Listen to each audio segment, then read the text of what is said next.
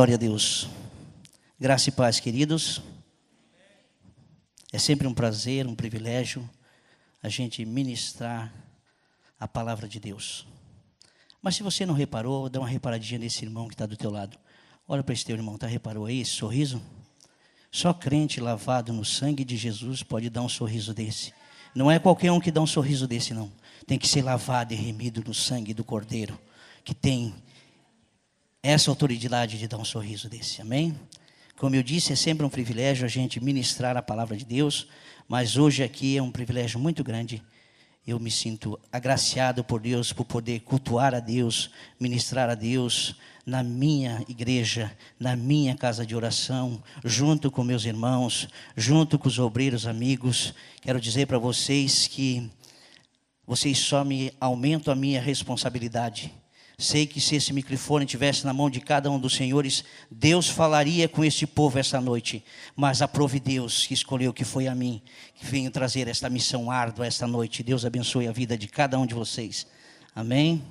Gostaria de convidar você para abrir o teu exemplar bíblico. Você que trouxe, você que pode, abre o teu exemplar bíblico comigo no livro de Atos dos Apóstolos. Capítulo 9 de Atos dos Apóstolos. Glória a Jesus. Louvado o nome de Jesus.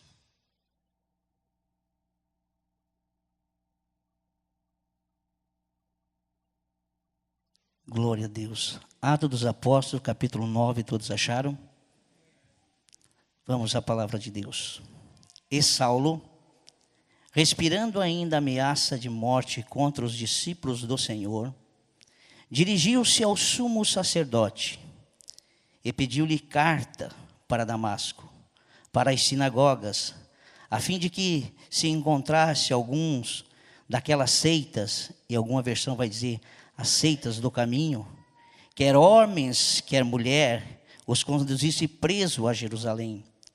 E indo no caminho, aconteceu que, chegando perto de Damasco, subitamente, o cercou um resplendor de luz, e caindo em terra, ouviu uma voz que lhe dizia: Saulo, Saulo, por que me persegues? E ele disse: quem és, Senhor? E disse o Senhor: eu sou Jesus, a quem tu persegues. Duro é para ti recalcitrar-se contra os aguilhões. E ele, tremendo e atônito, disse: Senhor, que queres que faça? E disse-lhes o Senhor: levanta-te e entra na cidade, e lá te será dito o que te convém fazer. Versículo 15 do capítulo 9, por gentileza. Disse-lhes, porém, o Senhor: vai, porque este é para mim um vaso escolhido, para levar o meu nome diante dos gentios, e diante dos reis e dos filhos de Israel, e eu lhe mostrarei quanto deve padecer pelo meu nome. Amém? Podeis assentar, dando glória a Deus pela leitura da palavra. Queridos, o capítulo 9 do livro de Atos dos Apóstolos, ele nos traz um divisor de águas no Novo Testamento.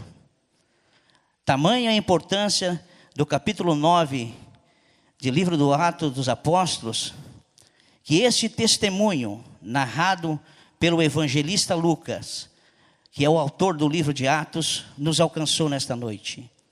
Porque no capítulo 9 de Atos, ele vai nos contar a história de uma conversão, a conversão do homem mais importante da igreja primitiva, e que todos vocês sabem que é Paulo, que antes do capítulo 9 era Saulo.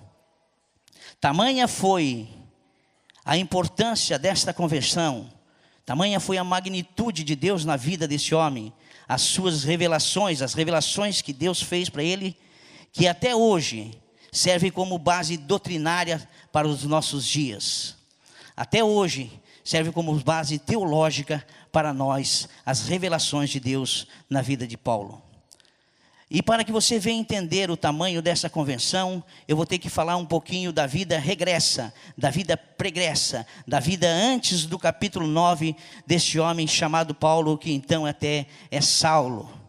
Para que você venha entender, volta e meia eu vou falar Saulo, eu vou falar Paulo, mas eu sei que essa igreja é leitora de Bíblia e sabe de quem que nós estamos falando. Paulo inicia contando alguma coisa da sua infância, lá em Filipenses, nas cartas aos Filipos, no capítulo 3 e no verso 5. Ele vai começar a dar algumas informações para nós, segundo a sua origem, segundo a sua infância. Ele vai dizer que ele é Saulo de Tarso, que nasceu na cidade de Tarso, na região da Ásia Menor, hoje conhecida por nós como a Turquia. E lá ele vai dizer para nós que ele nasceu na cidade de Tarso, dentro dos muros da cidade de Tarso. E todo aquele que nascia dentro dos muros daquela cidade recebia a cidadania romana. Porém, ele vai deixar bem claro que ele tem no seu DNA, que ele tem no seu sangue, é judeu, ele é hebreu, ele vem da tribo de Benjamim.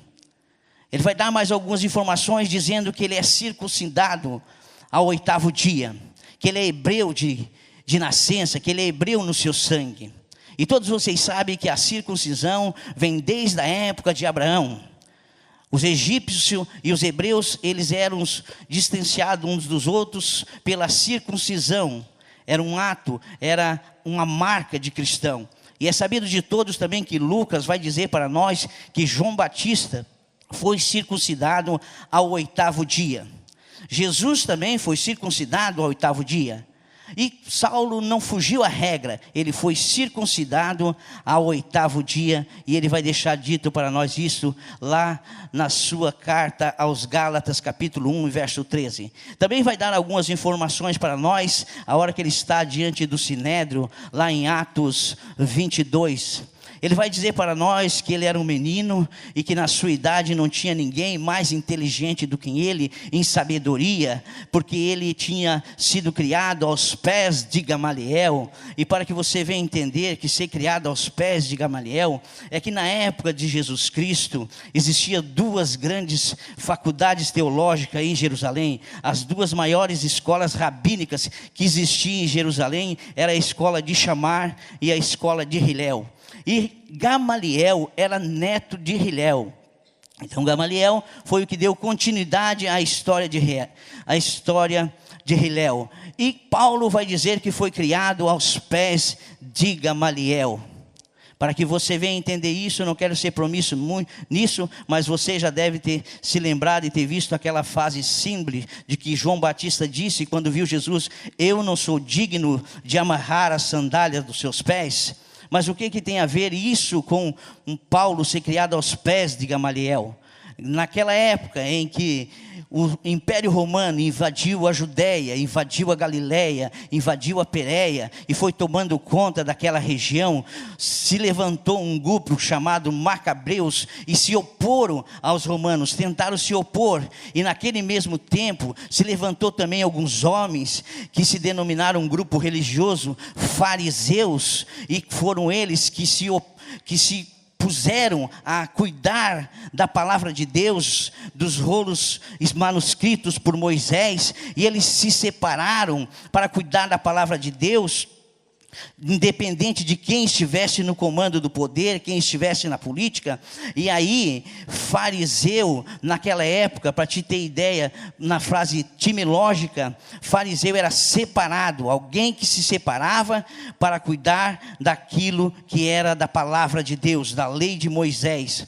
O termo fariseu ficou prerrogativo na época de Jesus Cristo, porque os fariseus na época de Jesus Cristo, eles tentaram fazer aquilo que eles não faziam e eles exigiam do povo. Aí vem esse timbre de fariseu, quando queremos chamar para alguém de hipócrita, chamamos de fariseu. Mas se você olhar na Bíblia, fica no texto comigo, em Atos dos Apóstolos, no capítulo 5, vai dizer que Gamaliel era fariseu dos fariseus, homem venerado pelo povo. Ele era um homem que cuidava e fazia aquilo que era da vontade de Deus. E Saulo se considerava fariseu dos fariseus, porque se criou aos pés de Gamaliel. Então Saulo era um homem crente, trazia a marca no seu corpo da circuncisão, e também se considerava um crente por ser criado aos pés de Gamaliel.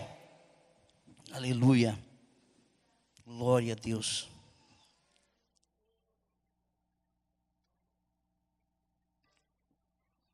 Aí fica comigo na palavra, no capítulo 5 de Atos dos Apóstolos, vai nos dizer que os discípulos foram presos. E à noite, o anjo veio e libertou eles. Aí o Sinédrio queria julgar os discípulos do Senhor, queria condenar eles por um ato religioso. Eles pegaram os discípulos e levaram ao Sinédrio. E a palavra nos diz que quando eles estavam lá no Sinédrio para ser julgado por algum ato religioso que eles iam ser julgados, se levantou um homem chamado Gamaliel. E ele disse: eu sou contra vocês julgarem esses homens. Eu sou contra vocês julgarem esses homens. E por que eu sou contra julgar esses homens? Eu vou dizer para vocês porque eu sou contra julgar esses homens. Porque há um tempo atrás se levantou Teudas e disse que era o libertador da nação.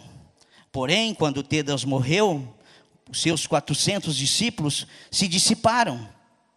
E não muito longe de agora, na época do censo, se levantou também Judas Galileu e disse que ele era o libertador de Israel.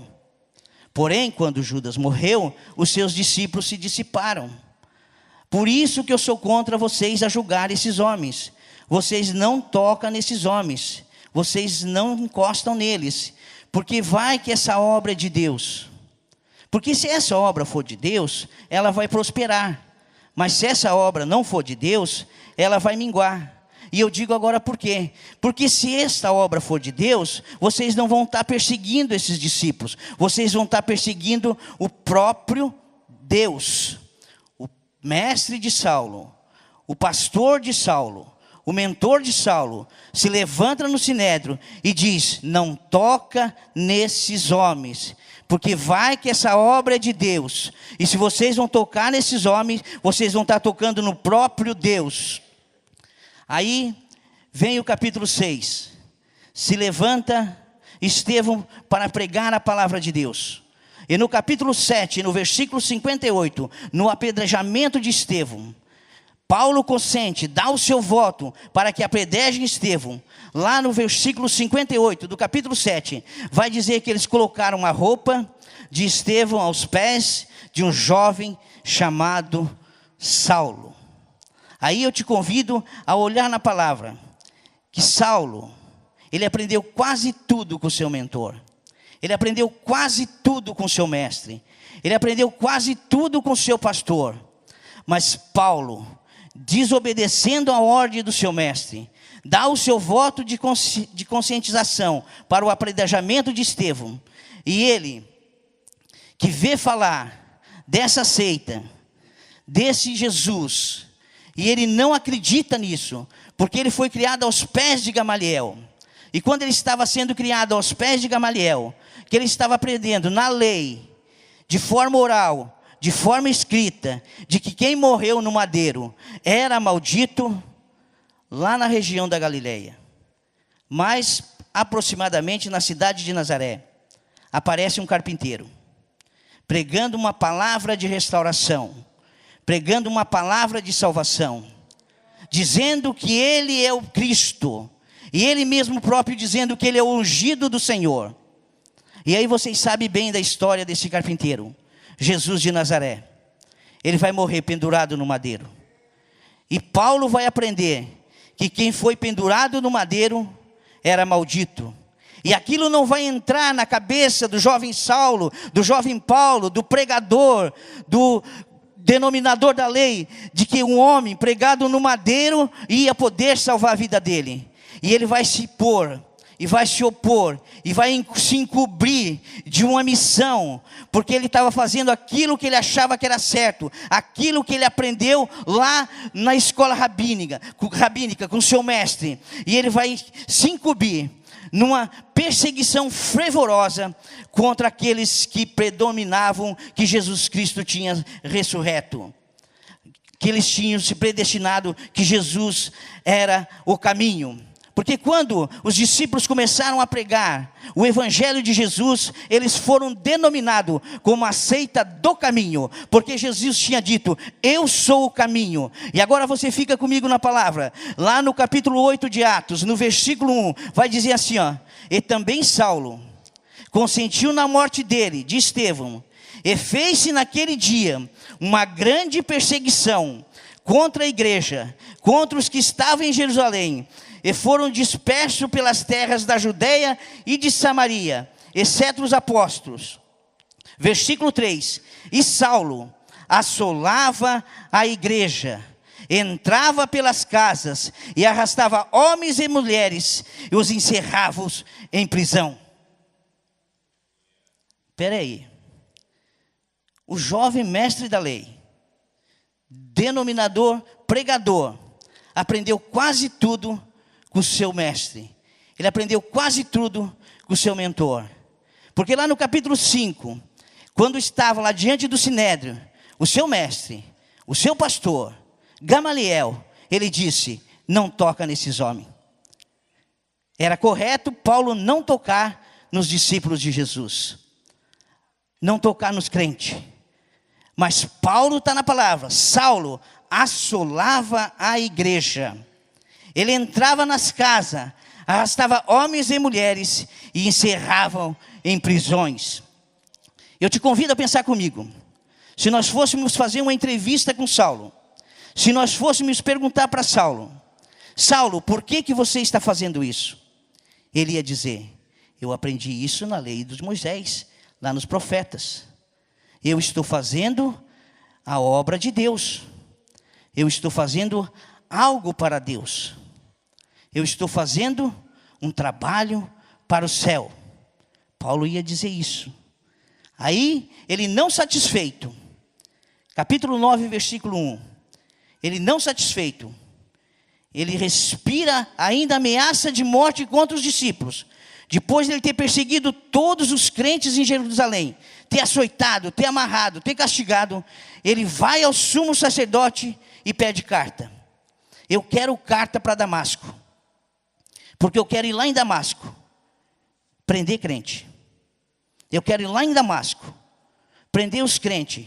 Porque teve crente que fugiu daqui de Jerusalém. E eles estão lá em Damasco. E eu quero carta, sacerdotes. Eu quero carta, sumo sacerdote, para mim entrar dentro das sinagogas. Para mim entrar dentro da casa deles. E qualquer um que estiver proferindo a seita do caminho, eu vou prender eles. E vou conduzir eles presos para Jerusalém. Aí fica comigo na palavra, versículo 3. E indo ele no caminho, depois que pegou a sua caravana, a sua comitiva, os seus soldados, e pegou as cartas que lhe davam autoridade legal para prender os crentes, depois de alguns dias de viagem, ele vai no caminho de Damasco. E quando ele está indo no caminho, para perseguir os que estão no caminho, o caminho aparece para ele. O próprio caminho aparece para ele. Eu aprendo aqui que tem pessoas que estão apostando toda a sua vida, todo o seu esforço num caminho, achando que estão fazendo a coisa certa, que estão no caminho certo, porque Saulo achou que estava no caminho certo, e tem muita gente apostando que está no caminho certo, que o que está fazendo é algo certo para Deus. Mas eu tenho uma palavra de Deus para ti nesta noite. Se tu está no caminho certo, o caminho vai aparecer para você, para que você não venha se perder no futuro, porque tem caminhos que o homem percorre, que o homem corre, que é para a maldição, que é para a perdição, que não é para a vida, que não é para a vitória. Então tem caminhos que a gente acha que está trilhando, que é um caminho para a morte. Mas você que tem promessa de Deus aqui nesta noite, eu quero dizer para você, não saia do caminho, não fique correndo no caminho, porque se tu tem promessa de Deus na tua vida, o caminho vai se aparecer para você, porque o caminho vai se aparecer para você, para que você não se perca no futuro. Andai, chorime suvas. E aconteceu que, chegando perto de Damasco, subitamente o cercou um resplendor de luz. Mas na frente vai dizer que era ao meio-dia, o sol do meio-dia, uma luz mais forte do que o meio-dia, veio subitamente e o cercou. Porque quando Deus tem um plano na vida de alguém, você não precisa se preocupar. Você não precisa colocar na tua agenda. Você não precisa colocar na tua programação. É quando tu não coloca na tua programação. É quando tu não coloca na tua agenda. É quanto menos tu espera. Ele vem e te surpreende. Deus vai surpreender muita gente aqui. Deus vai surpreender muita gente aqui. Vai mostrar o caminho certo. Para que tu não venha se perder. Para que tu não venhas perder o rumo da tua salvação. E caindo em terra, versículo 4. E caindo em terra. Eu acho interessante isso. E caindo em terra. Tem uns que dizem que caiu de um cavalo. A gente pode até pensar nisso. Mas eu nunca achei esse cavalo aqui. Podia ser um camelo também. E caindo em terra. Sabe por quê? Porque tem muitas vezes que Deus, para levantar alguém com autoridade, com poder, para mostrar para alguém, Ele coloca a pessoa em terra, para mostrar que Ele é Deus, que é Ele que levanta, que é Ele que faz. Então tem alguém às vezes que está com os seus sonhos frustrados, está caído, achando que não tem mais jeito. Mas eu quero dizer para você que antes de Deus levantar alguém, Deus coloca em terra, para mostrar que quem levanta é Ele, porque é Ele que tem o poder. Se alguém está vendo os teus sonhos frustrados, a tua vida indo abaixo, alguma coisa acontecendo em você, que está lá em terra, eu quero dizer para você, não te preocupa, Deus vai te erguer grandemente, subitamente, vai ser de repente. Eu ouvindo ele, eu ouvi uma voz que dizia: Saulo, Saulo. Eu acho interessante isso aqui também. Saulo, Saulo. Porque geralmente a gente faz assim, e nós aprendemos assim. Quando nós vamos conhecer alguém, nós dissemos: olá, prazer, eu sou o presbítero Silvio Salazar.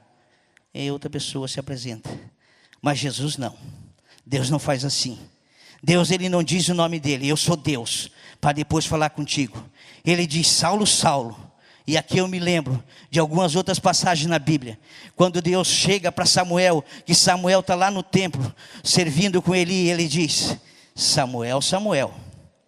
E aqui Jesus vai falar com Saulo numa língua que Saulo vai entender. Ele vai chegar e vai dizer: Jeremias, Jeremias. Ele chega e diz: Isaías, Isaías. Porque Jesus chega e diz o nome de quem ele quer falar. Ele diz: Moisés, Moisés. E ele diz: Saulo, Saulo. Saulo, Saulo, talvez tu não me conheça, Saulo, mas eu te conheço desde o ventre materno. Eu te conheço lá do ventre materno, ainda antes que fosse formado, eu te conheço. Embora tu não me conheças, talvez tenha alguém aqui que não conheça Jesus, mas eu quero te dizer nesta noite que Jesus te conhece e vai te chamar pelo nome, e você vai se levantar de uma forma subitamente diferente. Ele vai dizer: Saulo, Saulo, talvez tu não me conheça, Saulo, mas eu te conheço, Saulo. Eu te conheço, porque me persegues? Eu vou te convidar a pensar comigo uma vez mais. Vamos pensar na conversa de Saulo. Saulo conversando com Jesus. Jesus diz: Saulo, Saulo, por que tu me persegues? E ele vai dizer: mas quem és tu, Senhor? E ele diz: quem és, Senhor? E ele vai dizer no versículo 5: eu sou Jesus. Tu és aquele pendurado no madeiro? Sou eu mesmo, Saulo. Eu sou aquele. Tu é aquele que eles estão pregando aí, e eu estou achando que é mentira? Sou eu mesmo, Saulo. Eu sou Jesus. Tu és aquele que ressuscitou ao terceiro dia? Sou eu, Saulo. Eu sou Jesus. Mas eu não te persigo. Eu persigo aqueles que falam do teu nome. Eu persigo os que te servem. Mas se tu persegue aquele que me serve, se você que persegue aquele que fala o meu nome, você está perseguindo a mim. você está perseguindo a mim. Quem persegue um filho de Deus, quem persegue uma serva de Deus, persegue o próprio Deus, porque foi Jesus que disse: por que tu me persegues? Labai te cobra sudiovanaia. Oh, aleluia.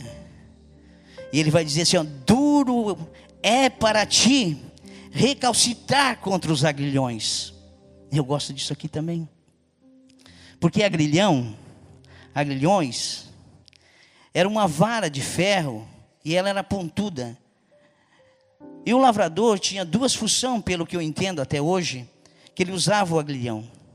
Ele usava o aguilhão de forma individual para conduzir o boi, mas também ele usava o aguilhão junto ao arado, para lavrar a terra, para semear a semente.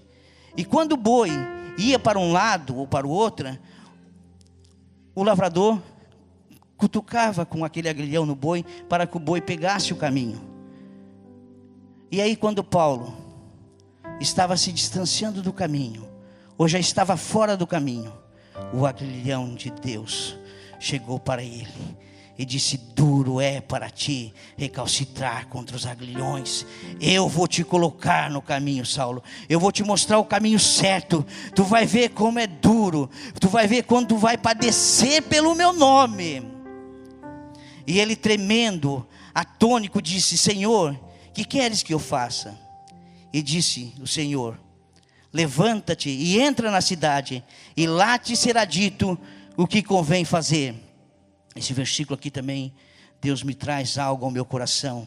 Versículo 6, fica na palavra comigo, está no texto. E ele, tremendo e atônico, disse: Senhor, o que queres que eu faça?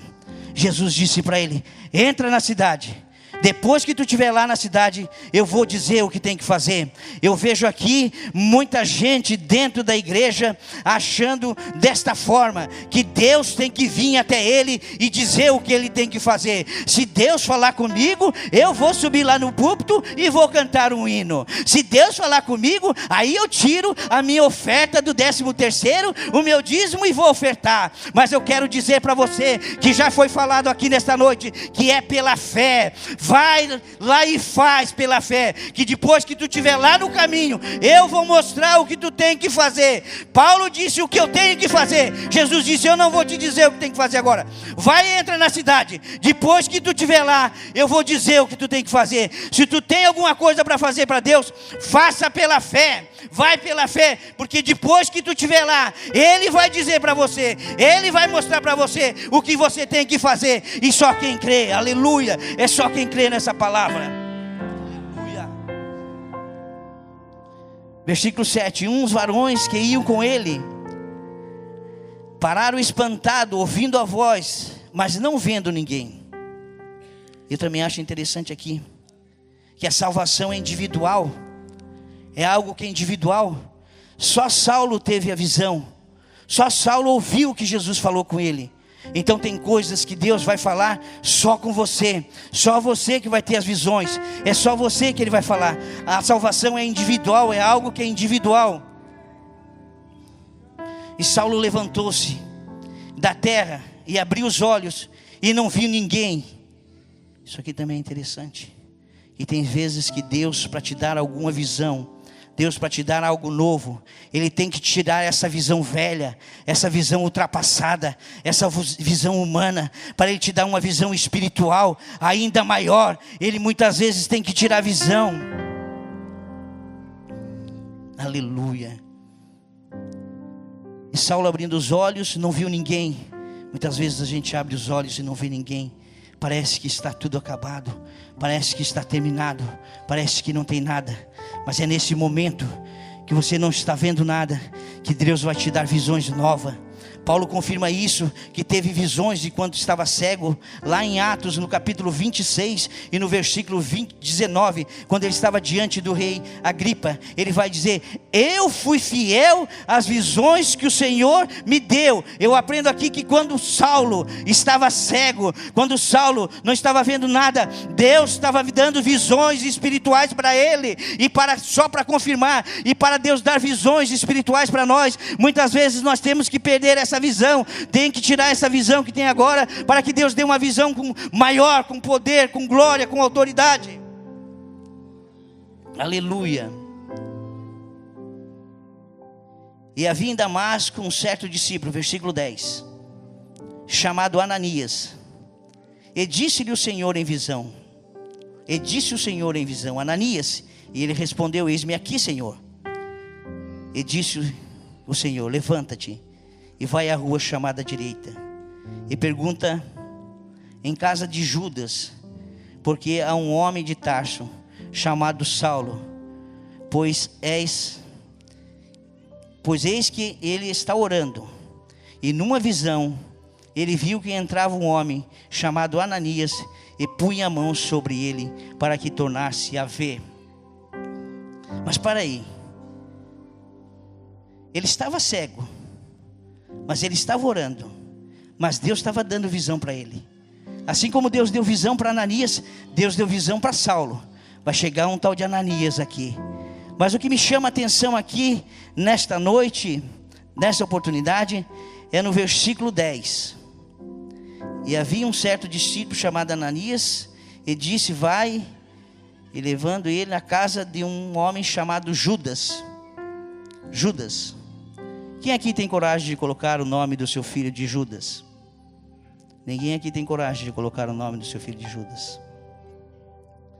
Por causa de um Judas, por causa de Judas Iscariotes, Judas o traidor, estigmatizaram todos os Judas.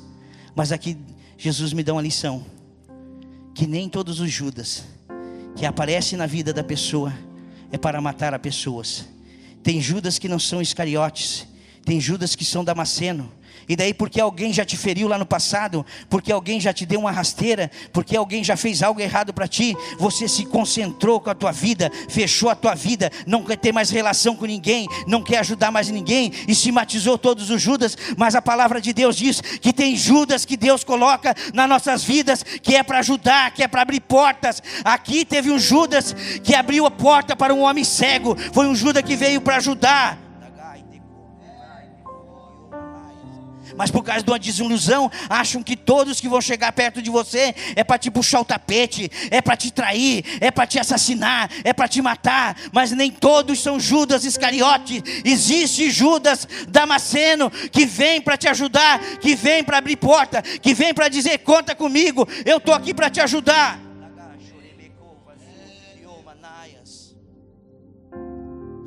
E aí diz que um discípulo, Ananias, vai lá, Ananias,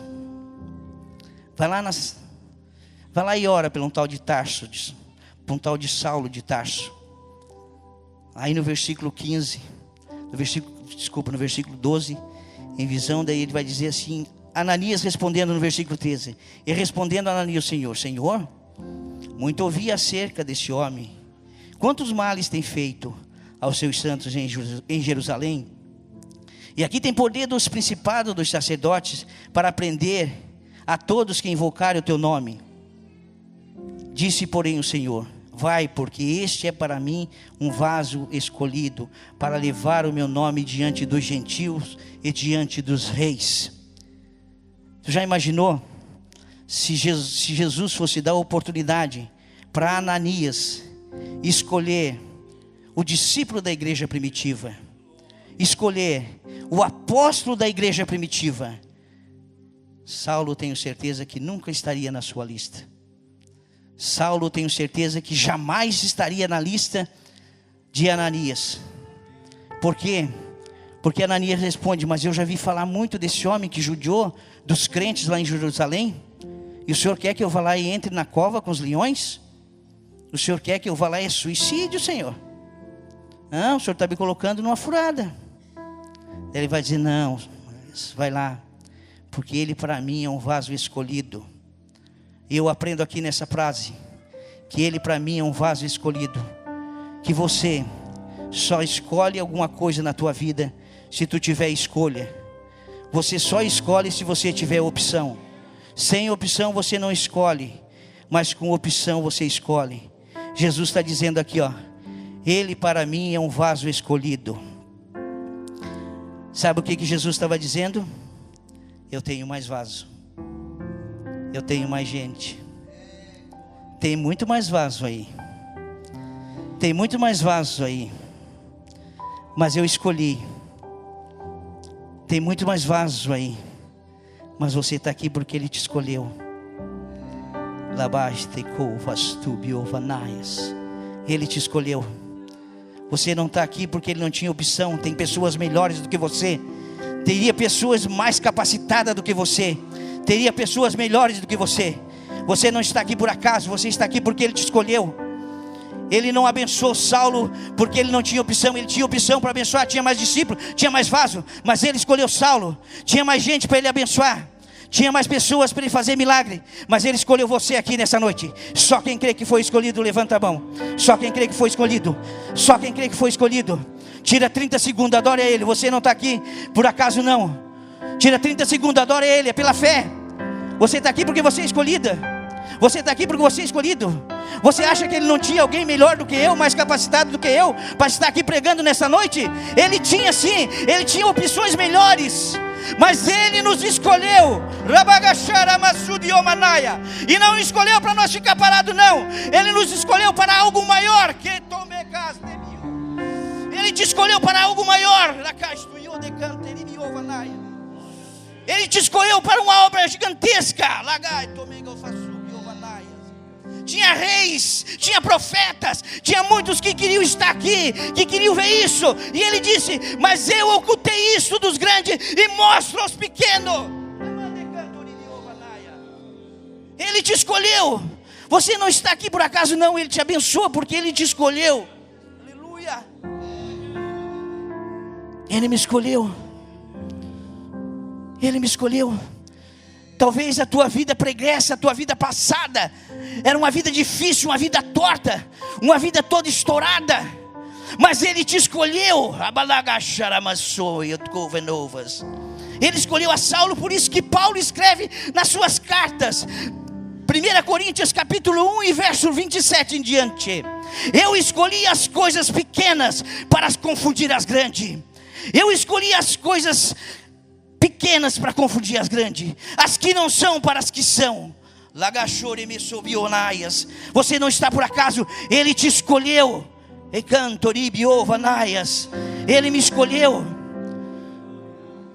Talvez você tenha dizendo: eu preciso de uma vitória, eu preciso receber um milagre, eu preciso desta forma. Eu quero te dizer para você que você vai receber a tua vitória, que você vai receber teu milagre. Mas a maior vitória da tua vida é tu entender o propósito de Deus na tua vida e cumprir aquilo.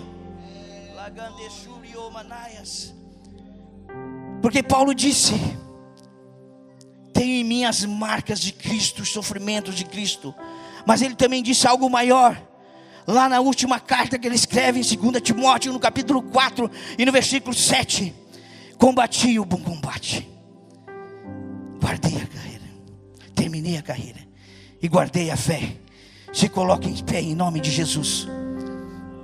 Talvez a tua vida pregressa não fosse oportuna para tu estar aqui, mas eu quero dizer para você que foi Ele que te escolheu. Ele escolheu você para algo grandioso, para algo magnífico, para algo grande na tua vida. Você não está aqui por acaso não. Você está aqui porque tu é uma serva de Deus, uma escolhida de Deus. Você está aqui porque tu é um servo de Deus, um escolhido de Deus. Eu quero convidar você a vir à frente. Vem à frente. Você que a palavra falou contigo, vem à frente. Vamos estar orando por você. Pastor Cício vai estar orando pela igreja. Eu quero agradecer essa oportunidade em nome de Jesus. Quero agradecer o irmão que nos convidou. Foi Deus que tocou no seu coração. Muito obrigado. Deus abençoe a vida de cada um de vocês. Vem à frente, o pastor vai estar orando por você. Você que foi um escolhido. Você que a tua vida pregressa não te dava o direito de estar aqui, mas você está aqui pela graça de Cristo, porque Ele tem graça e misericórdia por tua vida. Graças a Deus. Vai, porque Ele é para mim um vaso escolhido. Aleluia. Até então ele tinha um certo nome, um certo destaque, mas ainda não havia brilhado a resplandecente estrela da manhã para este ilustre Saulo de Tarso. Mas naquele dia Jesus aparece a ele, e ele teve um encontro com Jesus. Caiu as escamas, caiu o véu, e Paulo ali conheceu o glorioso Salvador do mundo. Glória a Deus. Ouvimos já a palavra, não queremos nos alongar muito, mas nós desejamos orar nesta noite pela sua vida, orar pela família. E quem sabe tem alguém nesta noite que veio ao culto, mas talvez está descompromissado com Deus, com a palavra, e está caminhando devagar. Quem sabe hoje você deseja fazer um concerto com Deus, se aproximar de Jesus para caminhar junto com a igreja esta carreira que foi proposta. Se você está nesta situação, nós queremos orar por tua vida, queremos orar pela tua família, e o Senhor Jesus vai lhe dar força para você caminhar alegremente até Jesus voltar, porque não está distante a sua volta, a sua vinda está próxima. Nós temos ciência disso, e deixaremos este mundo com todas as suas atrocidades. Sairemos daqui deixando casa, deixando quem não está preparado, parentes, amigos, e estaremos indo com o Senhor Jesus embora deste mundo. Tem alguém que está distanciado, fracassado na fé, desanimado, perdeu a força, perdeu o ânimo? Venha aos pés de Jesus, venha à frente do altar, que nós queremos interceder por sua vida, e você vai sair deste culto cheio de graça, abençoado ou abençoada, fortalecido ou fortalecida pela graça do nosso Deus. Tem alguém? São só esses irmãos? Vamos orar então. As famílias aonde estão, levanta a sua mão ao céu, esposo, esposa, filhos, e vamos interceder pela família neste momento, por todos que ouviram a palavra de bom grado.